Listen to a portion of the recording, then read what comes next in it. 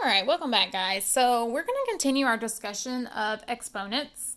And so we're first going to look at, you should have two of these. We had two of these little tables, and both of these are going to be taped in your notes. So there's one that's products with exponents, and then powers of products. So we're going to look at both of these, and like I say, both of these need to be taped into your journal as notes, but we are going to complete these tables. So we're going to look at this one first, so we'll come back to this one in just a second, and then I'm going to show you some examples that we looked at as an assignment that we're going to turn in. So the first question is, what is the difference between 3x and x cubed? So this is something that we do need to think about and make sure we understand. So realize that 3x is telling us, it means to multiply 3 times x. But x cubed means we're going to multiply x by itself 3 times. Okay? Or that's x times x times x. And 3x means 3 times x. So that's what we need to keep in mind, right? Those do mean two different things. So 3 is a base and x is a base multiplied together. And x is the base with a power of 3. So then let's ask ourselves, what's the power on these two pieces here? On the 3 and the x? Well, the 3 has a power of 1 because it's not written, so it must be 1. And there's no power written on this x, so it also must just be 1. Okay, so we're going to look at some products and how we're going to solve these problems, products and problems with exponents in algebra is we're going to expand them fully, and then we're going to be able to take a problem, expand it all the way, and then simplify it back down to an answer. And so some of the writing can be long and tedious, but it's really not hard. It's things you already know, you've already learned. We're just going to apply it with algebra by expanding it and then simplifying it back down. So you have an example here. So you can look at that one. I'm going to do this example for you and then one more at the bottom. So looking at this one right here, we see we have 3 to the 4th power. Well, that's telling us to multiply 3 by itself 4 times. So that should be 3 times 3 times 3 times 3. And that's multiplied times 3 to the 5th, which is 3 multiplied times itself 5 times. So that's 3 times 3 times 3 times 3 times 3. I like to count to make sure I got them all. I got 1, 2, 3, 4. Yep. 1, 2, 3, 4, 5. Okay, I did write them all down because that's like the one part that you can mess up on really easily. So sometimes it's good to go back and count. Well, doesn't this just look like I have 3 as a base multiplied by itself 1, 2, 3, 4, 5, 6, 7, 8, 9 times total with a power of 9 as the exponents. So do you see how you can take something like this, two bases that are the same multiplied, expand them out, and then bring it back together? So let's look at one with variables because this is as hard as this page gets. Let's look at this one like with the y's. So this is telling me I have y as a base, and it's multiplied times itself 5 times. So that's y times y times y times y times y times y as a base multiplied by itself 3 times. 1, 2, 3. So when I'm looking at this, I'm saying, well, this really just looks like I have y as a base multiplied by itself 1, 2, 3, 4, 5, 6, 7, a total of 8 times. And that's exactly what you have. So notice the concept isn't hard. It takes a little bit of time to write it out, but it's pretty simple. So once we write it all out, we can clearly see, oh, I can simplify this problem or this problem by just expanding it out, seeing how many y's I actually have multiplied by themselves, how many times I've used y as a factor, it's another way to say it, and write my new power. So that's all there is to this table. So complete that table. When you complete that one, then you're going to move on to this one. Similar, still, very similar, except now notice we've got some stuff in parentheses that has a power on it. So let's look at that. So instead of doing the top ones, it's already done for you. I'm going to do this next one. 4 times 6 to the 4th power. So remember, anytime you have parentheses, you're saying, I have some stuff in here and it has a power of 4, which means I need to take that stuff, whatever it is, I need to multiply it by itself 4 times. So then I'm going to come in and I'm going to write my stuff. Now, I'm not going to write the parentheses. I'm going to drop them, and you can do that. So I have 4 times 6 times 4 times 6 times 4 times 6 times 4 times 6. Now you can see I did it 1, 2, 3, 4 times. I just wrote whatever was inside my parentheses down 4 times. And all of these pieces are multiplied together. So you need to remember that there's this property of multiplication called the commutative property. That's what it says here.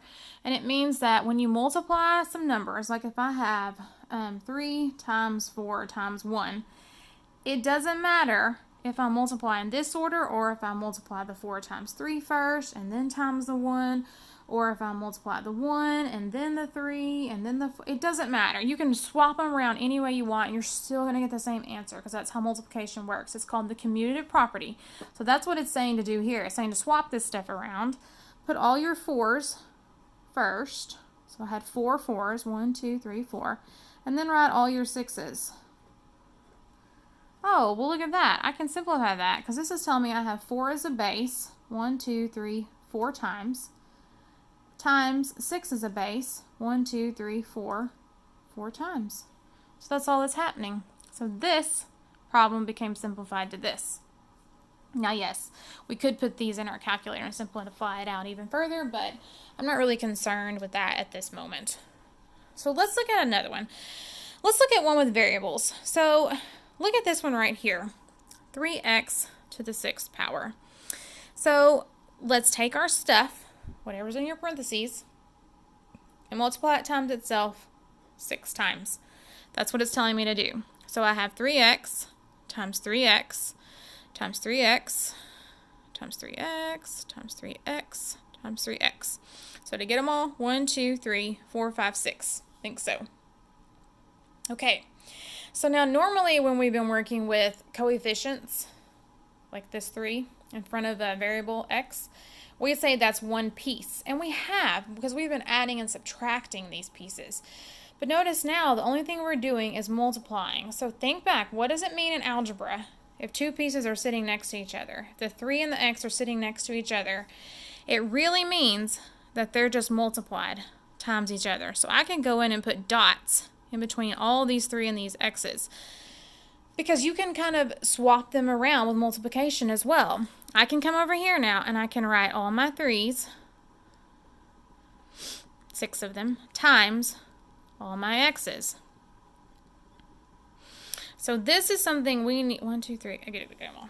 We need to become very familiar with, because we need to realize that it's not just this piece. We don't want to write it again like this, but have all these 3's that I can pull out front. So notice I have 3 as a base. How many times? 6 times. Times x as a base, 6 times. So this becomes this when it's simplified. So that's important to realize, that you can kind of pull all your coefficients out to the front and multiply them, as long as everything's being multiplied in between here. Okay, so another one that I found was tricky was the next one. So I'm going to work the next one with you, and then I'm going to let you fill in the rest of the table by yourself. So I see again, I have some stuff squared. So I need to write that stuff to multiply by itself 2 times. So negative 2x times negative 2x times some more stuff to the 5th power. So I need to write this stuff multiplied 5 times. Negative 3y, negative 3y, times negative 3y, times negative 3y, times negative 3y. Okay, I had to kind of go over into this other square, but that's okay. In this other column here. Okay, so now what I want to do is I want to take all my 2's and all my 3's, negative 2's and negative 3's, and I want to write them first. Now I'm going to go over into this next line here probably, so just ignore that. I want to write really big so that you can see exactly what's happening. So here's my next column. So this is really going to be negative 2 times negative 2 times negative 3 times negative 3 times negative 3 times negative 3, and I had 5 of those. 1, 2, 3 times negative 3 times, I'm going to move on down. I had x times y times y times y times y times y. Okay, so there's that piece fully expanded. Now, I would have written it all in the same line if I had room, but I didn't have room. So now I'm going to pull this all back together, and this answer should really be in this space here. But like I say, you can write really small, or since I'm working this one with you, you can skip some of this expanding work if you can see what's happening. So I'm going to have negative 2 used as a base. Here's where I'm going to write my answer. 2 times negative 3 used as a base. How many times? 1, 2, 3, 4, 5. Times x used as a base. 2 times y used as a base. 1, 2, 3, 4, 5 times. So here is my simplified answer. Now I can simplify this even further and realize what I've written here. I've made a mistake, and I hope you caught it. I was going to come back and fix it. I've written negative 2 squared. So what I've really written is 2 squared and then take the opposite of that. But that's not really what I had, was it? I had negative 2 times itself 2 times, and I had negative 3 times itself 5 times. So I need to write those parentheses, or the way I've written my answer is not going to be correct. So I want to show you, and this is what we're going to do in our assignment here in just a minute. We're going to simplify this all the way. I want to show you that I can take this piece out front here, because think about it, I can figure out what negative 2 squared is, and I can figure out what negative 3 to the 5th power is. I can't figure out what x squared times y to the 5th is, because I don't know what x and y equal. But this piece I can simplify even further, and I can do it in my calculator. Negative 2 housetop squared times negative 5 negative 3 housetop 5. Now notice I kept the parentheses, because if you don't keep the parentheses, your sign is going to be wrong in the calculator. Enter. Ooh, it's a huge number. Negative 972 x squared y to the 5th. So this is this problem here, completely simplified. Yes, it was a lot of work. It was a lot to write out, but hopefully it doesn't seem very hard. It just seems tedious and long. Okay, so try to go ahead. This was one of the longest problems, by the way, right here. Try to go in and fill in the rest of the table, like I say. That's some good practice, and be sure and tape this in your notes. And then when you finish that, you should move on to this sheet right here. Here's the first 3 problems. So I'm going to work a couple of these with you so you can see how they're working. So this one's pretty straightforward. I found this one is pretty similar to this one, except this one has more stuff in the parentheses, right? So let's look at this one together. This tells me to write down this stuff how many times? 2 times. So let's do that. Negative 4m cubed times negative 4m cubed. Now what I want you to realize again is this is a coefficient times a variable with a power. Remember, these things are just multiplied together. So we could put dots in between there if we wanted to. They're sitting next to each other, and that means multiplication. So I want you to look at the negative 4. Notice the m has a power of 3 on it. My question is, does the negative 4 also get the power of 3? It does not.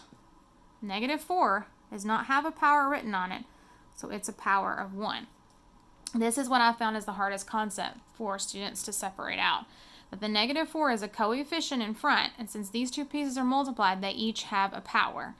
Now, if my negative 4 was supposed to be written out 3 times as well, it would be written like this. That would tell me to take everything in here and write it out 3 times. But that's not what this says. This says I have negative 4 times m 3 times. Times negative 4 times m 3 times. Okay, so now I'm going to rearrange this again. I want to put my negative 4s at the front, and then I want to write my m's. 1, 2, 3.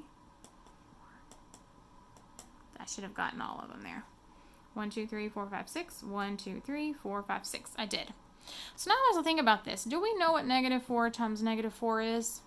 We should, right? You can put it in the calculator. You can think negative times a negative becomes a positive, and 4 times 4 is 16. And then I have my m's as a base. I have 1, 2, 3, 4, 5, 6. So there's your simplified answer right there. Okay, so same thing with 6. You need to remember that these pieces are multiplied. So my 2 has a power of 1 and my 4 has a power of 1.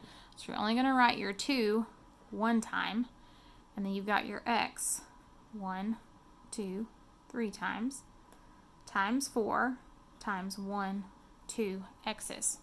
So again, what you can do now is you can write those numbers out front and then write your x's. So that's as far as I'm going to take this. This is 2 times 4 times all these x's. So you know what 2 times 4 is, and then bring your x's back together as a base with a power. This one is the same as number 7. Again, you have what's really in front of this y. It's negative, he's invisible, so it's negative 1. And that negative 1 has a power of 1. And this negative 2 has a power of 1. Your y is to the 5th, and this y is to the 10th power. So maybe that'll help you expand that one. This one right here, I had a lot of questions on, but you have to think of this one as layers, right? I have something, number, I don't know what it is, I'll call it x cubed, and that's been squared, and then that's been raised to the 5th power. So what you have to do is think of this like an onion. You know how onions are in layers? You have to take the outside layer off, and then the inside, and then go towards the center. So you have to start with the outside. And so I have some stuff, I don't care what it is, and it's raised to the 5th power. That stuff happens to be this piece. So I have to write this piece, x cubed squared, 5 times.